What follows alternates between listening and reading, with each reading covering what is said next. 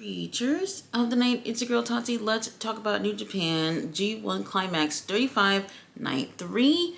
We had a interesting night. So we are at the point where we have not just the block matches, but we also have tag matches that feature one person from the tournament itself in these matches. Before I get into results, first things first, Gabe Kidd could not participate for the show. And they've also announced like 2 or 3 hours ago, I think, that Gabe Kidd will also not be participating in night 4. Now, since the New York education system has failed me and I'm horrible at math, I don't necessarily think that there is even a chance for Gabe to even possibly win the G1 at this point. I do feel like maybe although he had to forfeit, his opponent was supposed to be Shingo Takagi for night 4. Even though he had to forfeit, he lost his only match that he's already been able to have in this tournament, and he's missed everything else so far. And I still feel like even if he would have came back and win all his matches from there, I don't still think it will be enough, because that means that other people will have to consistently be losing in order for him to win on his block. So honestly, I don't really feel like I don't think that there's a chance. But even if there isn't a chance, knowing Gabe, he's not going to want to just quit. He's going to want to try to make it through the tournament if it is possible, if like the injury won't stand in the way. And also, after his injury, he did have a run-in with Takeshita backstage, basically saying, look, bitch, you're the reason why I'm on the shelf right now, and I might not even win this tournament. So I don't know when, I don't know how, I don't know where, but I'm going to get my hands on you at some point. And we love to hear that we're taking this situation and making it a story and going down for them having their second match ever at some point. So we're happy about that. But either way, Gabe, we're hoping for a speedy recovery. I don't know if there's a chance that even if he were to start participating by night 5, that he'll even get a chance to win. I don't think that's the case. All right, let's talk about the undercard. So for each tag match, we have a participant of the G1 tournament participating in the match. Two per match. So for the first match, we do have Sho Mikado teaming up with Yoshihashi to go against Bullet Club War Dogs, which is Taji Ishimori and Drilla Moloney. Our War Dogs end up taking the win. A nice little opening match up to start off the show. And look, let me just say this. While I kind of have a love-hate when it comes to these tag matches being part of the tournament, because it does put all those participants in a place where they can be injured in matches that has nothing to do with them gaining points for the tournament. So I mean, it's one of the situations where it's like it's a risk anyway. I still like the idea, but I just don't want anyone to be injured and won't be able to participate for the remaining of the tournament. Our second match of the night, we have Jado teaming up with El Fantasma. I love him. Going against House of Torture, which is Yoshinobu Kanemaru and Ren Narita. Ren Narita, I like him. Matter of fact, if you think about him, his look like a few years ago versus now, it's like night and day. Like, he looks so different, and I think it really, really suits him. House of Torture ends up taking the win. There's something about House of Torture that makes me feel like they're really gonna come on top in this whole tournament, just as a faction, because like they just seem to all, well, you know, I was about to say they seem to all be on the same page, but we'll get to that in a moment. House of Torture ends up taking the win. Match 3, we do have United Empire, Great Okan teaming up with Jacob Austin Young to go against Don Callis family, which is Konosuke Takeshita, to go against Rocky Romero. Rocky Romero, I fucking love Rocky. Takeshita as well. I love everybody in the ring. But Don Callis family, I feel like I'm the only person that loves Don Callis family. Like, you guys always hear me talk on my reviews about how much I love these guys. I love Uncle Don. Like, I look up to this man. Like, he's so fucking amazing. I love Don Callis. For whatever reason, I always feel like Rocky always just looks better on New Japan rather than on AEW TV. Like on AEW, he's always the one who's getting pinned. He's a fall guy every situation, but not this time. Like he really came through to help the Don Callis family take the win. I did like the fact that Great O'Khan didn't get pinned during this match for the win. For Don Callis family to take the win. So I thought that was pretty cool. So we'll get a chance to see more things brewing with United Empire and Don Callis family. I'm thinking because Great O'Khan looked so fucking pissed after the match, and it also made me think since because it's been quite some time. I want to say the last time I remember Lance Archer being in New Japan was like 2023. I don't think he was there at all 2024. I'm not 100% sure, but I don't remember seeing him at all 2024. Maybe early in the year. But I was just wondering, after seeing this match, that maybe we might see, because he's part of Don Callis family, Lance Archer going back to New Japan. I think I would like that, representing Don Callis family over there. Matter of fact, I've always preferred Lance Archer in New Japan over AEW. So this would be a really great way to segue back to having him come on over to New Japan, if that's what he wants, if he's open to that. But since he's part of Don Callis family, I thought that would be really cool if they're going to do maybe like a little mini feud with United Empire. I'll be totally cool with that. Now, we do have our last tag match of the night. We do have Kazuya Murashima teaming up with Shota Umino, who's wearing a hoodie and a jersey and another shirt under. I was just like, bro, you look so stuffed with all these clothes off. I prefer just to take everything off. That works better for me anyway. They're teaming up to go against TMDK. Zack Sabre Jr. teaming up with Hartley Jackson. We haven't seen Hartley Jackson in quite some time. I think the last time I seen him or remember seeing him was after Best of the Super Juniors, I think, something like that. It's been a while. Another really great tag match. We do have Shota, who is still trying to prove himself with Zack Sabre Jr. He's been doing this for quite some time. And he's supposed to have his match on night 4 against Zack Sabre Jr. for their block. And he has a lot to prove. He has improved in the ring, absolutely. And I say he's been at the gym. I'm seeing the improvements in that. However, the character we're still working on that, apparently. It's interesting because while Hartley is in the ring, with Katsuya in the ring pretty much taking care of that, Zack Sabre Jr. is outside the ring with Shota Umino, snatched up in a submission while Hartley takes the win for the team. And I thought it was so funny when they just left Shota laying there on ringside and Zack and Hartley just pretty much walk over him just to get by. And I was like, y'all didn't have to do that. Y'all could have went around that poor man. Y'all didn't have to walk over him like that. You know what? This might be ballsy to say, but I am thinking, as much as I love Zack, Zack's my favorite wrestler right now in the world right now. But it would not be a bad thing, despite Zack being a champion, for Shota to win for night 4. He'll get an opportunity to go for a title at some point, which I'm pretty sure he won't win. But due to the improvements, due to the fact that Zack already has the IWGP World Heavyweight Championship, what's the L? You know what? He already took an L already. Oh, damn. I feel like taking it back. But at the same time, I feel like this would be huge for Shota if he were to win. So I wouldn't mind if Shota ends up beating Zack Sabre Jr. in their next match for the main event in night 4. All right, we have a Block A match. We have Ryohei Oiwa going against Cullum Newman. Both these guys, oh my God, it's not looking good for Cullum, who already has his knee wrapped up. And to be honest with you, I've been looking at who is it that's wrapped up with anything at this point, kinesio tape or whatever, because this whole match was literally Ryohei beating the fuck out of his knee that's wrapped up. Cullum is limping. He's not looking good throughout the whole thing.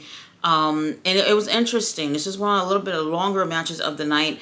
a little over 10 minutes, and I was just like, oh, this is kind of hard to watch. Now, I don't know if he's injured, or he's just a really great seller.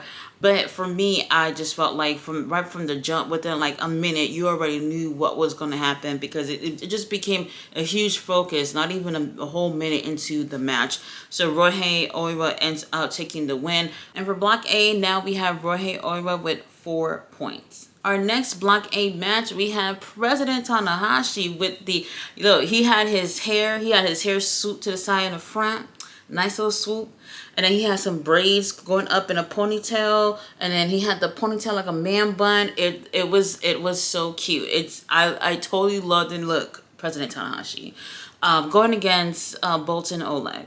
It was not looking good for President Tanahashi. At least he looked great taking the L.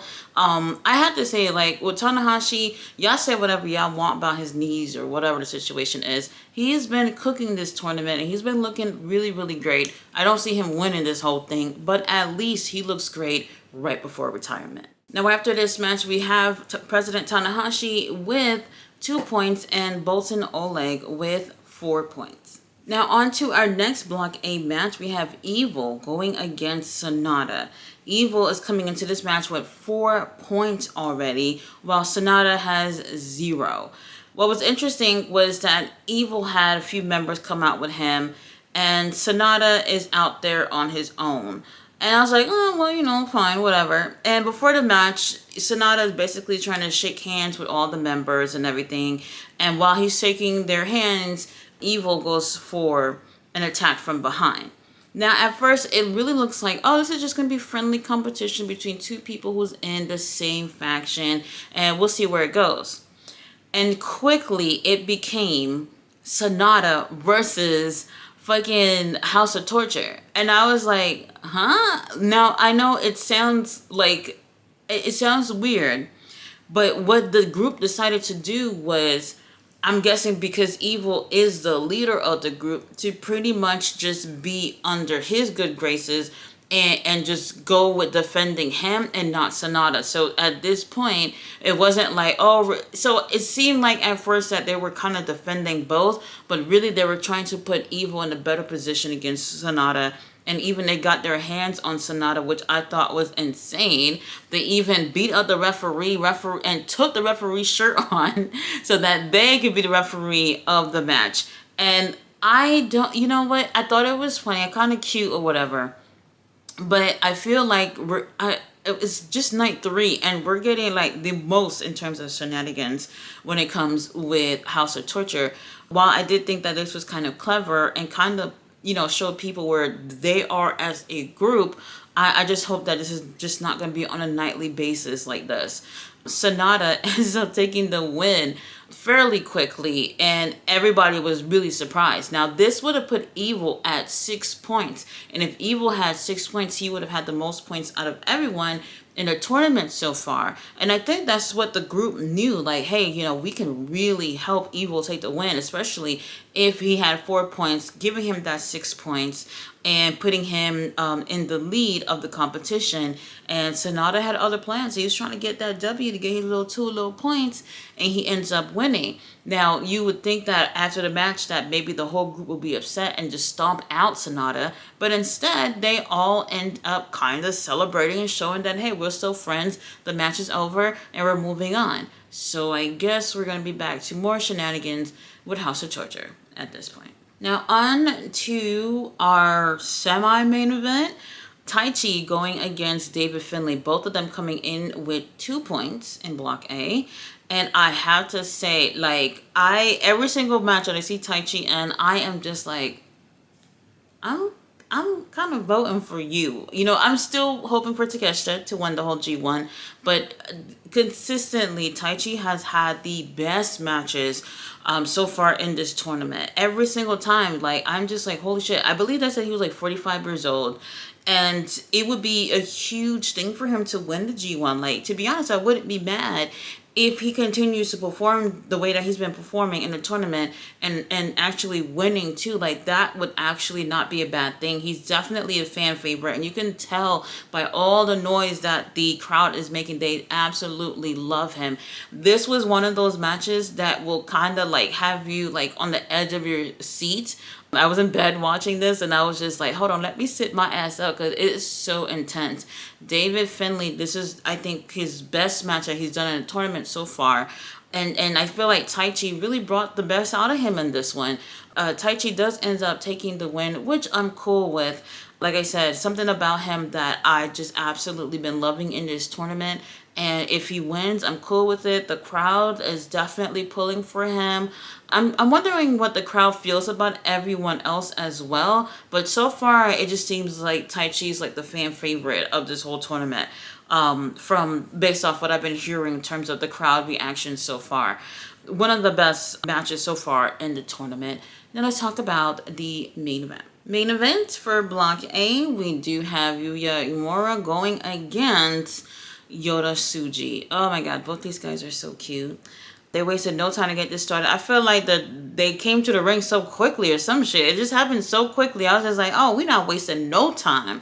On commentary, for English commentary, we did have Drilla Maloney, who was on commentary. So it was nice to get Drilla on commentary. A little bit more of a chatterbox than having Zack Sabre Jr. the other night.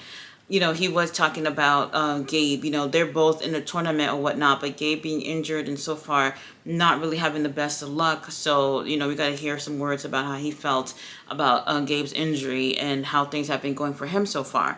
This was a really great main event. It obviously longest match of the night. It did give a really slow burn to get into it, to be honest with you, because like Taichi and David Finlay, it was so intense that I was just like, shit, this could have been the main event. I don't know how they're gonna top this for the last match. So I'm telling you, like, this was so good. Start off really slow. Don't let that slow burn kind of determine where it's going, because they really delivered the second half of the match and it was so intense. Another sit your ass up and watch this match. And I keep telling people, like, if you love pro wrestling and you're not watching New Japan, like, how could you say you're a pro wrestling fan? They have amazing wrestling and you don't even have to truly follow New Japan to enjoy the matches. Like, they're absolutely amazing matches and really great wrestlers there. And I felt like Yota Tsuji and Yuya, they put on a really great show for the main event. Yota ends up taking the win with a Gene Blaster. And let me just say, it was literally right at the ropes. So, like, after he hit the Gene Blaster, he gets on top of Yuya, but kind of block his arm a little bit. But you can actually see both of Yuya's hands. And he could have just lifted his hand up like 2 inches and been touching the ropes, which, in my opinion, I felt like he should have never pinned him so close to the ropes. He should have moved him away from the ropes and like towards the middle and pin him, because if anybody who's watching that would be like, you could have literally touched the rope with your tongue if you wanted to, because he was so fucking close, and he just didn't, because it almost kind of looked like maybe he just gave up and just didn't want to go any longer in the ring. Overall, this was a really great match. For the block matches, I felt like they all was really great. The last 2 matches really Taichi, man, he's just been killing it as of late. And the whole thing with House of Torture thing, it's kind of putting me off, but their match tonight actually was kind of fun, so I did like that. So tomorrow we do have our main event, which is going to be Shota Umino going against Zack Sabre Jr. Like I said, I wouldn't mind if he had actually won that match, but we'll see what ends up happening with that. Like I said, they said Gabe will not be showing up, and we'll see how that's going to go. Overall, really great show. And if you are missing the tournament and you would like to check it out, you can get a subscription for New Japan World. It is $9.99. If you purchase it now, like, you can literally watch the rest of the tournament for just a month if you want to. And go ahead and check out other pay-per-views and other shows that they've had as well, and just see what it is that people love about New Japan. They are absolutely amazing.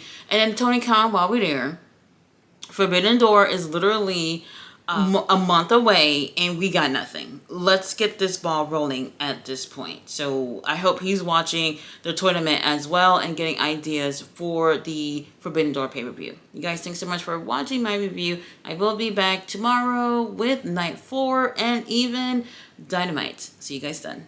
Bye.